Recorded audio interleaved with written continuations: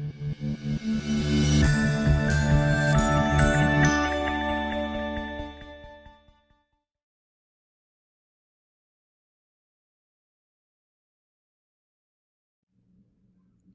everyone, welcome to Where Are the Standards At? Using Outcomes and Rubrics in Canvas. My name is Pam Batchelor and I'm coming to you from Johnston County Public Schools in the north central region of the state. And I am excited to talk to you today about two of my favorite tools in Canvas. Before we get started, I do want to make sure that you have the link to our one-pager today with all of the resources from today's session. So if you want to take a moment to go ahead and type in the bit.ly that's on your screen, or you can use the QR code that's also on the screen. So I'm going to go ahead and pause and let you take a moment to access those resources.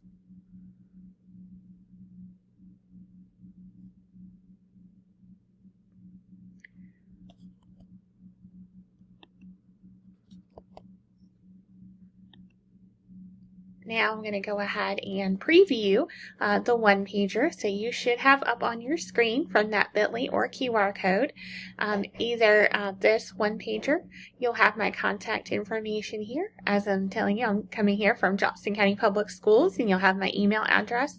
Feel free to reach out to me at any point in time with questions. On the right side, you'll see there are 3 resources for our session today. You'll have a slide deck, a shared Canvas course, and a Getting Connected Google form, which we'll talk about in just a moment. You'll also notice that there are some video tutorials for Canvas. These are tutorials that I've created for you to help go over some of our session content, as well as there's some links and resources to protocols and digital tools that we're going to be using today in our session.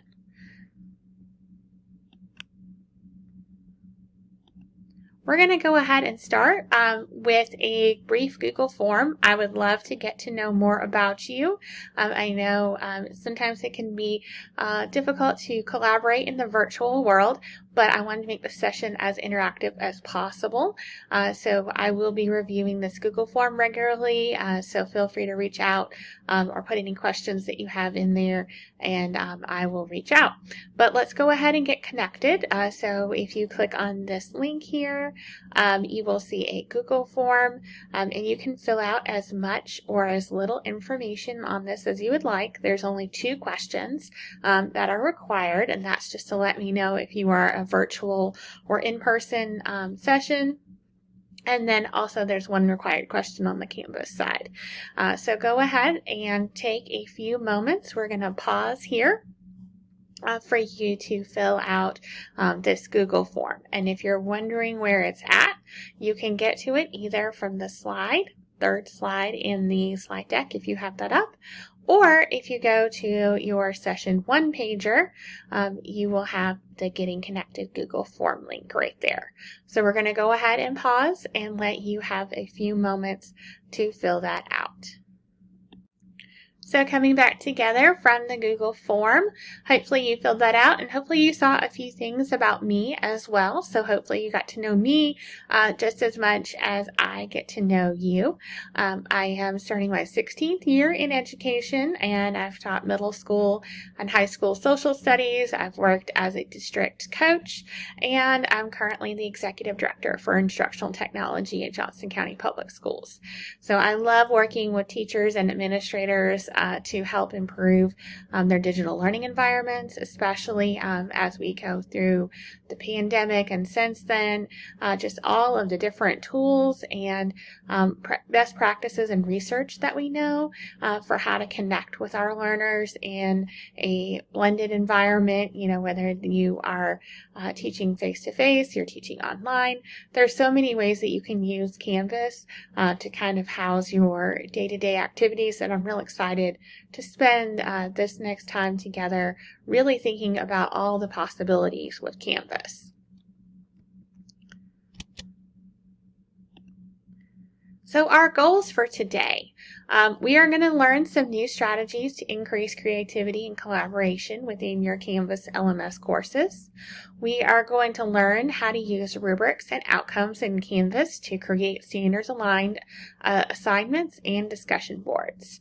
So I'd like for you just to take a moment to kind of pause and think about that goal that I asked you to share in the Google form. So think about your goal for yourself today, and it could be something as simple as that you want to just stay fully present and engaged in the session today and learn how to use rubrics. That's a fantastic goal. So just want to take a moment to really think about that goal that we shared and how we're going to make sure to honor and respect and achieve that goal today. So we're going to begin with a Jamboard activity just to kind of see where we are with creativity and collaboration in your Canvas courses. So there is a link here on this slide. And so if you click on that image, you should see a Jamboard. And the Jamboard is going to ask you for some ways that students currently express creativity and collaborate in your Canvas courses. So I'll go ahead and give you another pause here for a couple of minutes just to have time to fill out the Jamboard. So go ahead and pause, and if you are new to Jamboard, you can certainly put a sticky note. So if you click on the sticky note option here, maybe you currently use announcements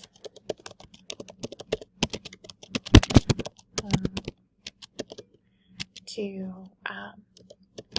post daily work and have a space for questions. This is one of the things I used to do when I taught with Canvas. I love the announcements feature and allowing students to comment on announcements. So in case they had any questions, or I would post a check-in question of the day or the week just for them to have a space to respond and interact. So I'm going to start our Jamboard there with that one. So hopefully you will have some other stickies up here for you can add. You can also drag stickies over to favorite ideas. So I encourage you, if there is a sticky note that's already up here that you really like, feel free to drag it over to that favorite idea space. All right, so I'm going to go ahead and pause and let you respond to the Jamboard. All right, we are going to take a moment to really, before we dig into our own learning, we're going to look at some examples and samples. So in our Canvas course, we are going to first join the Canvas course. I'm going to give you a quick tour of it, and then we're going to go into a sample investigation. So let's go back to our one-pager, and on our one-pager, there is a shared Canvas course link. And so if we click on that shared Canvas course link, that should take you to an enrollment link. Now, mine will jump right into it because I'm already signed into Canvas. But if you are not currently signed into the NCED Cloud, you might have a page that'll say log into the NCED Cloud first. And then we're going to be looking at, this is Canvas course is located in the NCDPI Canvas instance, which is the light blue colored Canvas instance. So you are going to click on enroll in the course. And once you click on enroll in the course, you can click on this go to course button. All right, and so here is the course, and here's what it'll look like. And you'll notice that there is a home button and a modules button, right? And if you scroll down to the course, you'll also see links to the course introduction, the tutorials, and a link back to that one pager, right? Because we're really trying to keep all of our resources in one easy place. So if I just go to those modules, in a moment, we are going to be doing a reflection based on some samples. And so if I scroll down just a little bit, I'll start to see some examples. So there's a module with examples for elementary, middle school, and high school. And so what I would like for you to do is we're going to go back here to our slideshow. And we're going to use a protocol called the triangle, square, and circle. So when you look at those examples, and you can look at all of the examples, you can look at just the ones for the grade band, the students that you particularly work with, I want you to think about with the triangle, what concepts or ideas you're taking away from those samples. What about this experience kind of squares with your beliefs as an educator? So is there anything in those samples or examples that you find aligns with your professional practice?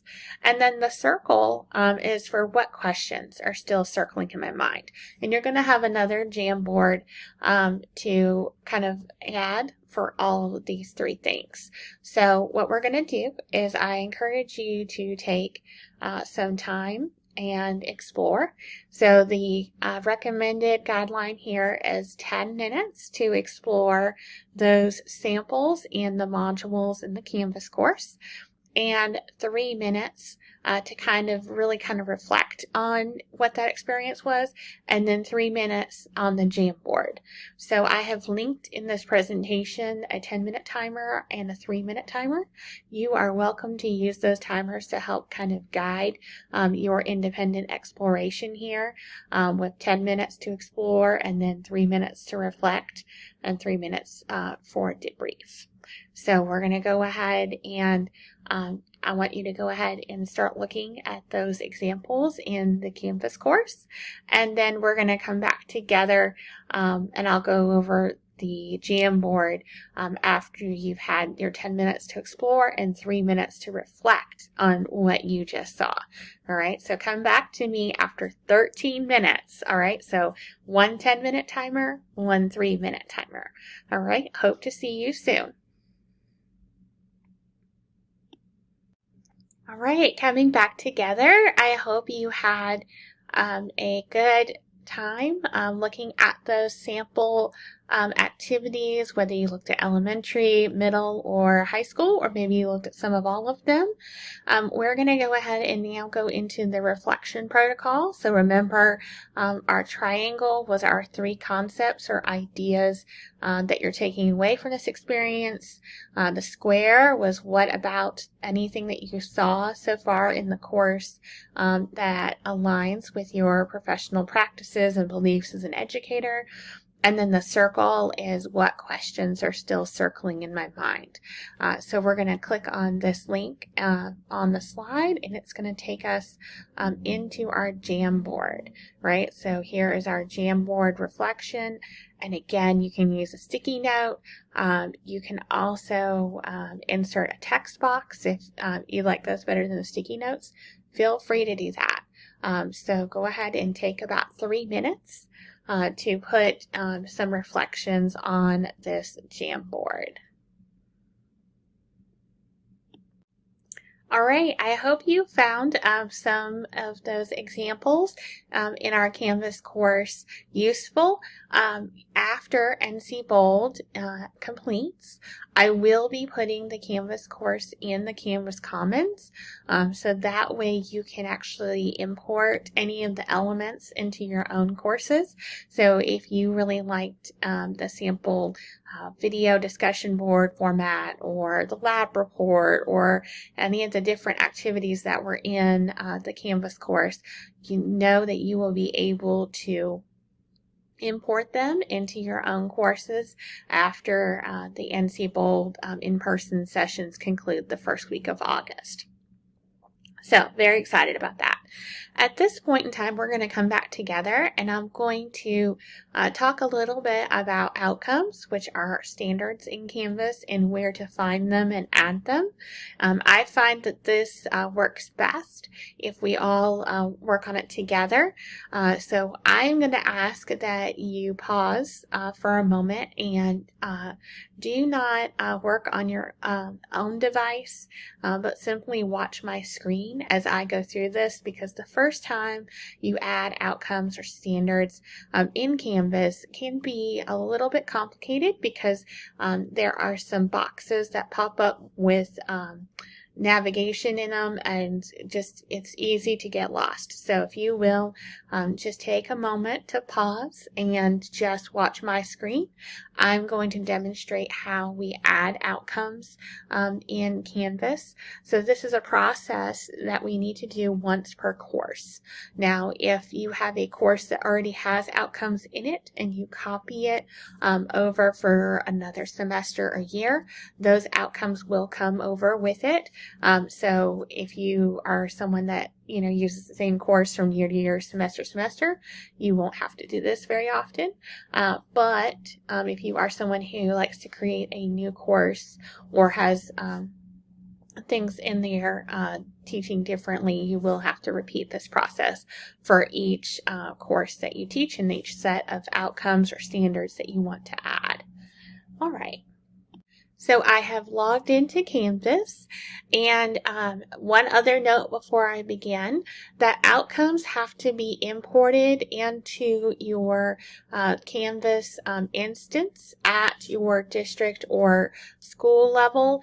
And so if you follow later on, not right now because right now you're watching my screen, but when you go to duplicate this process on your own, if you find that you cannot do this process, if you don't have any outcomes to import, you need to contact your district Canvas admin or your school level Canvas admin if you're watching this from a school.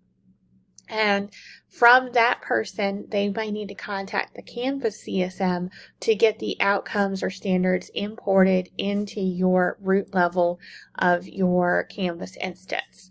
So to add outcomes, we're going to come to the Outcomes menu on the course navigation. And from there, we're going to go, this will be blank. You won't have any in here when you go to your own course. You're going to go to this Find button. And with the Find button, there is now menus that open with different levels. So you're going to go under Account Standards, and most likely there will be an account level that has your school's name or your district's name. So it might be your district, say Johnston County, and then you open that up, and then underneath there's different levels of standards. For this one, this is the DPI instance of Canvas, so it says DPI. And then there are different levels or folders of outcomes, right? And so if we see like North Carolina, it just takes a moment to kind of hunt around and see exactly where your standards are. Our essential standards are things like dance, healthful living, music, science, theater arts, visual arts. Those kinds of standards are there. You'll see the mathematics and English language arts standards are kind of out here by themselves. We also have some other standards, of course, that are English language development standards, the ISTE standards. So there's several different standards buckets in here that you will have to look for. There are the social studies standards that are new or out there on their own as well. So we're going to go through and I'm going to pretend like I need to do ELA. So we go into ELA and now we have grade levels. So let's say for this example, I'm a 7th grade ELA teacher. I'm going to click on the 7th grade ELA and then I'm not going to go any further. So this is why I wanted you to watch my screen, because if you keep going into the different domain areas for your standards, you're going to have to repeat this process. When in reality, as the 7th grade ELA teacher, you're going to teach all these standards at one point or another over the course of the year. So it makes sense just to import them all once, and then you won't have to go through this process again. Because if I kept drilling down to the specific, maybe I was just looking for reading informational text standards, then the next time I'm teaching fiction, then I'm going to have to come back in here and go and look for the standards for that. So just do this one time. So stop at the grade level or course. If you're a high school teacher, I would import all my standards for economics and personal finance, and then stop and or physics or whatever your course or grade level is. Stop at that level. And then come over here and say add all outcomes. If you are trying to add a bunch, like this one has 101 groups of standards, it's going to come up with a little error message, and it's okay. Just click import anyway. And it will take a moment or two, depending on how long, how many standards that you try to import at one time. But you'll see a successful message, and then you just click done. And now you can see that in my outcomes, I've already imported in 5th grade standards earlier for science, but now here's those 7th grade standards, and I can go down further into my reading, right? And so then I can go into literature or informational text or whatever those specific skills are, right? Foundational skills, speaking and listening.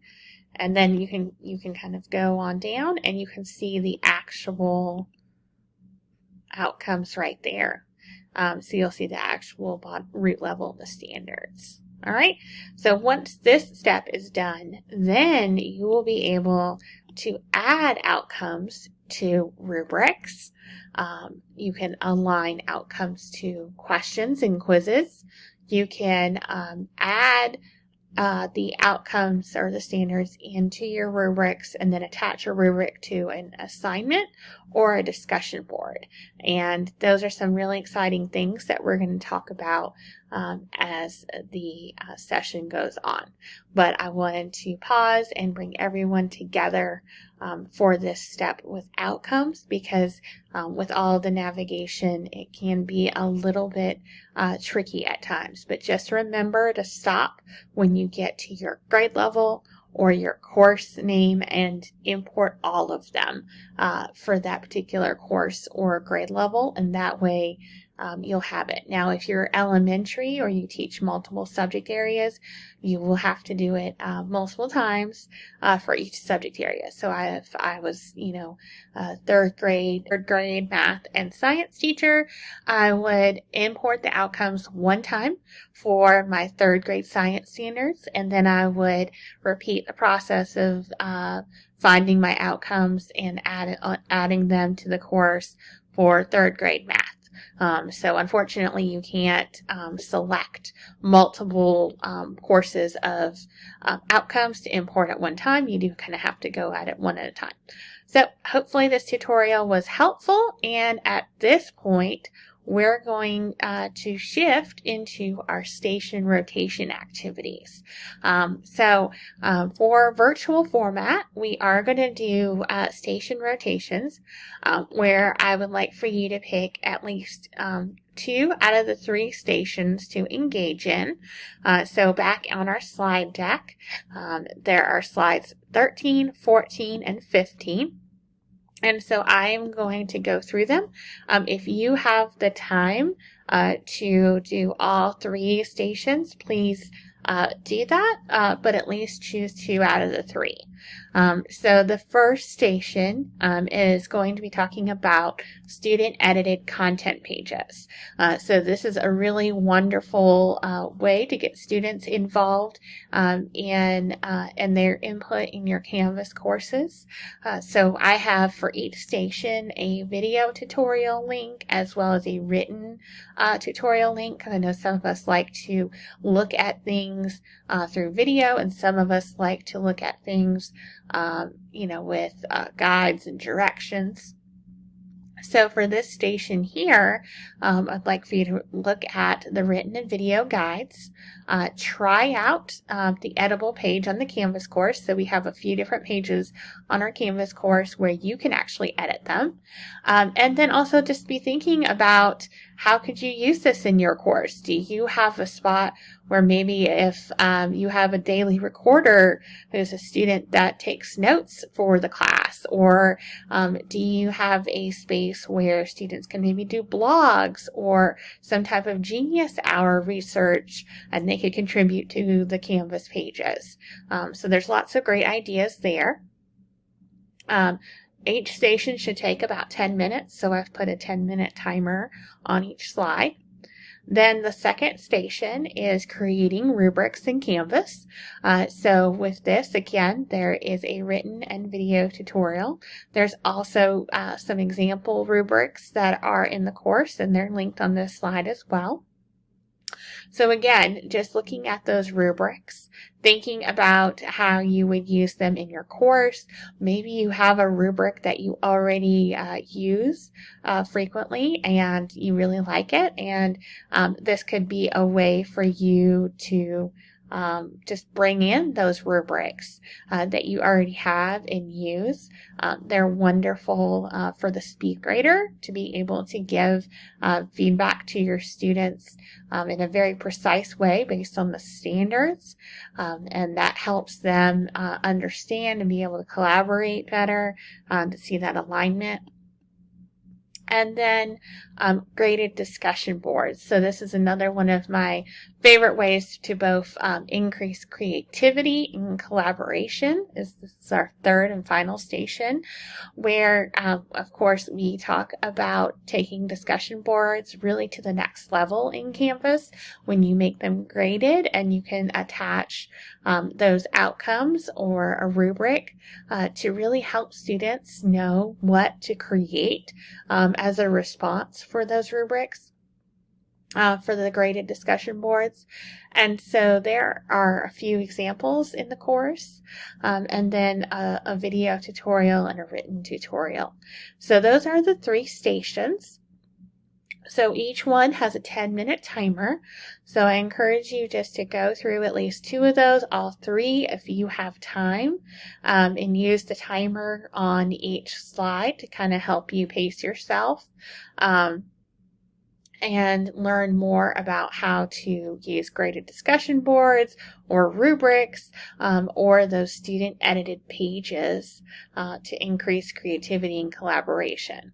So I am excited to hear back from you after your exploration time. So we're going to go ahead and pause and allow you to move through the three stations at your own pace through this conversation.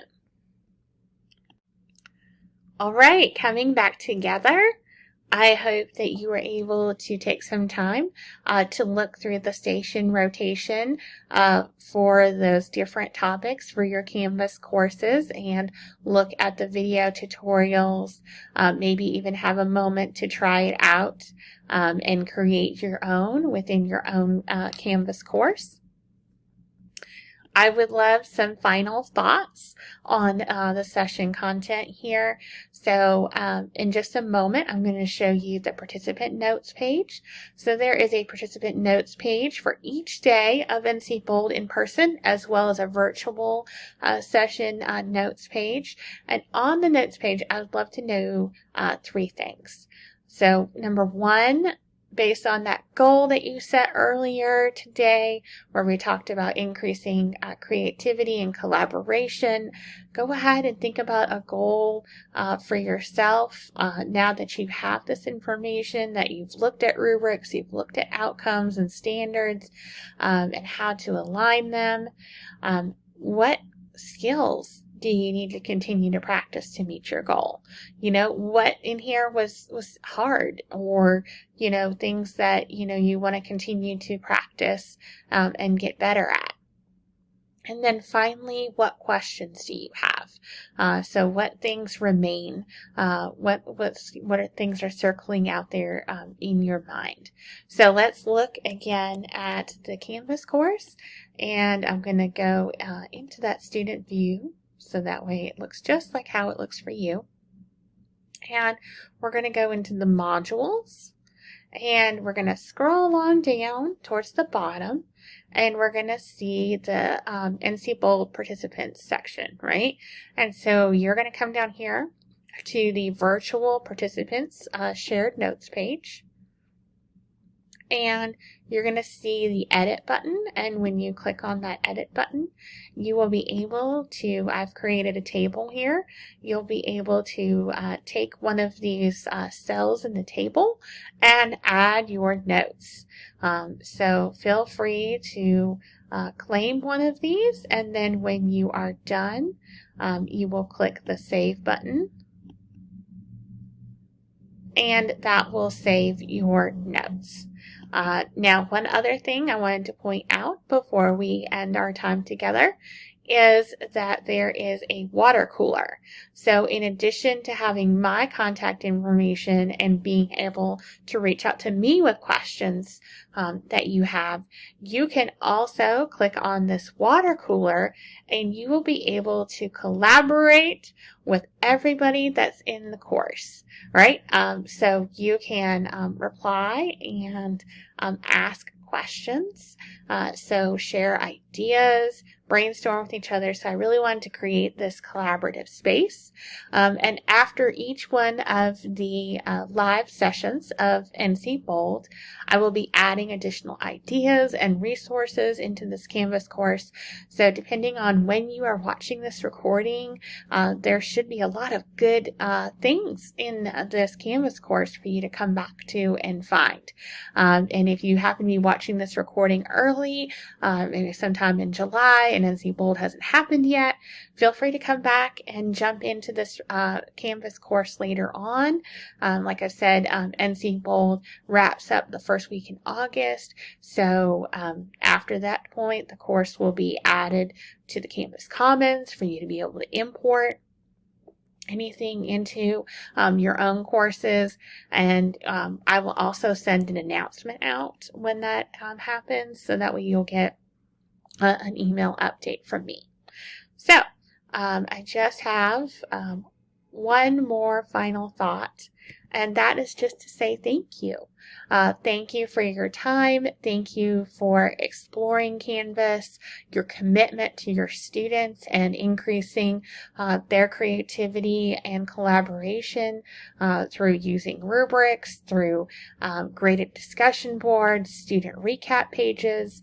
I know that these things will be successful for you as they're successful for me, even with PD and adult learning.